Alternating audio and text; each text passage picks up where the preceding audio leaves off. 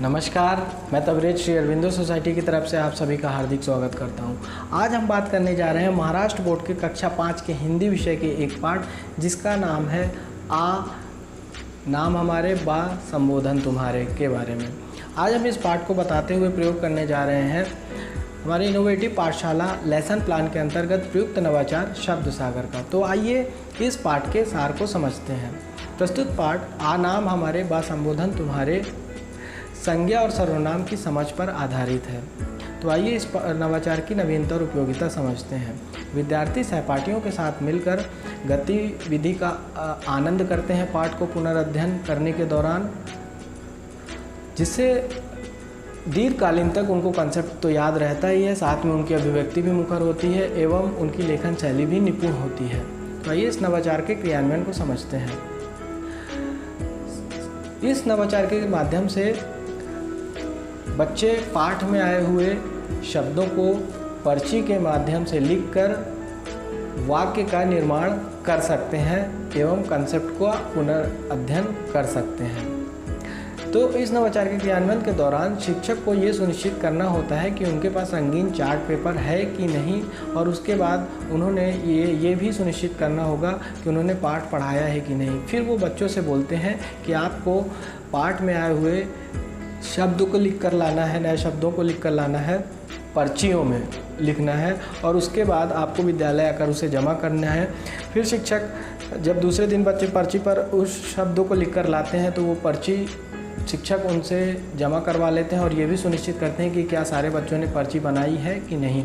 उसके बाद शिक्षक बच्चों से बताते हैं कि आज हम एक खेल खेलने जा रहे हैं, कि आप तैयार हैं? बच्चे बोलते हैं हाँ। उसके बाद शिक्षक बोलते हैं कि हम जो खेल खेलने जा रहे हैं उससे पहले हमको इस बॉक्स को सजाना होगा। तो शिक्षक बॉक्स को सजाने के लिए बच्चों को रंगीन चार्ट पेपर और कलर मार्कर और डिब्बा दे देते हैं या बॉक्स दे देते हैं। फिर बच्चों से सजवाते हैं और फिर शिक्षक पूछते हैं कि क्या आप बता सकते हैं कि आज हम कौन सा खेल खेलने जा रहे हैं। बच्चे अमूमन आंसर देते हैं कि पता नहीं या डिब्बे से जुड़ा हुआ खेल। तो शिक्षक उन्हें बताते हैं कि आज हम जो खेल खेलने जा रहे हैं उसका नाम है शब्द सागर। फिर शिक्षक बच्चों को खेल के नियम बताते हैं और बच्चों से बोलते हैं कि आपको जो पर्चियाँ आप बना कर लाए हैं जिसमें शब्द लिख कर लाए हैं उसको इस बॉक्स में डाल देना है, और उसके बाद एक एक करके आपको आना है। एक बच्चा आएगा और पर्ची निकालेगा और शब्द को पढ़ेगा और उससे वाक्य का निर्माण करेगा। इस तरीके से सारे बच्चे एक जगह बैठ जाते हैं। फिर शिक्षक एक बच्चे को बुलाते हैं, वो आता है। उदाहरण के तौर पर उसने एक पर्ची निकाली और पर्ची पे एक शब्द लिखा था जैसे मिठास, और फिर वो मिठास शब्द पढ़ने के बाद उसका वाक्य निर्माण करते हुए बोलेगा कि मिठास शब्द कोयल की बोली में मिठास होती है। मिठास शब्द का वाक्य निर्माण करते हुए वो ऐसा बोलेगा। इसके बाद फिर अगला बच्चा आएगा और वो मान लीजिए पर्ची निकाला उसने और बॉक्स से, और पर्ची पे लिखा हुआ है एक शब्द लड़के। तो वो लड़के शब्द पढ़कर वाक्य निर्माण करते हुए बोलेगा कि सभी लड़के खेल खेलेंगे। इस तरीके से सारे बच्चे आते जाते हैं, पर्ची निकालते जाते हैं और वाक्य का निर्माण करते जाते हैं। इस तरीके से इस नवाचार के माध्यम से शिक्षक बच्चों से वाक्यों का निर्माण करवा सकते हैं और जिससे उनको दीर्घकालीन तक कंसेप्ट भी याद रहता है। तो ये था नवाचार का क्रियान्वयन। तो आइए जानते हैं कि इस नवाचार के क्रियान्वयन से कौन कौन से सीखने के प्रतिफल प्राप्त होते हैं। पहला, सुनी एवं पढ़ी रचनाओं की विषय वस्तु के बारे में बच्चे बात करते हैं, तर्क देते हैं एवं निष्कर्ष निकालते हैं। दूसरा,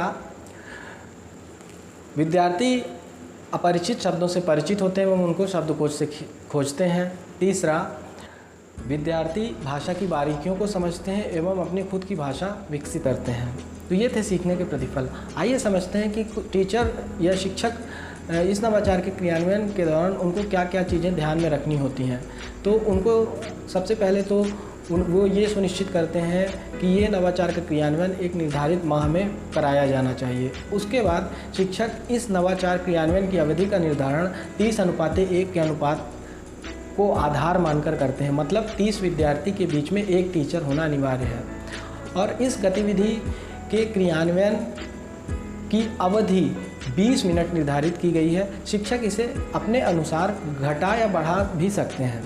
शिक्षक ये भी सुनिश्चित करते हैं कि यदि कोई बच्चा जैसे पर्ची में कोई शब्द लिख कर लाता है और वो पढ़ने में उसको कठिनाई होती है, तो वो ये भी सुनिश्चित करते हैं कि बच्चे पर्ची में शब्द के साथ साथ चित्र भी बनाए, जिससे कि उन बच्चों को फ़ायदा मिल सके जो उन्हें शब्द पढ़ने में कठिनाइयाँ होती हैं। और शिक्षक यदि कोई बच्चा शब्दों को पढ़ते हुए उसे कठिनाई महसूस होती है तो शिक्षक उनकी मदद भी करते हैं। तो ये सारी ध्यान देने वाली बातें हैं जो शिक्षक को ध्यान में रखना चाहिए इस नवाचार के क्रियान्वयन के दौरान। आइए अब जानते हैं कि चिल्ड्रन विथ स्पेशल नीड यानी विशेष आवश्यकता वाले बच्चों को इस नवाचार से क्या क्या फ़ायदे होते हैं।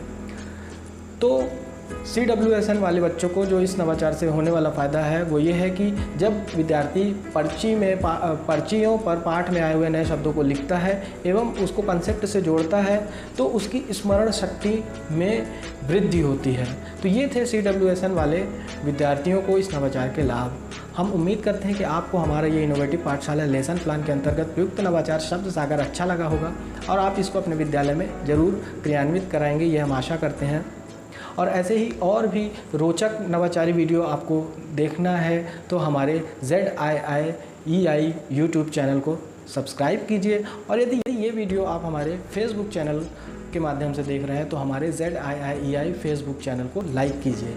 आपका वीडियो देखने के लिए बहुत बहुत धन्यवाद।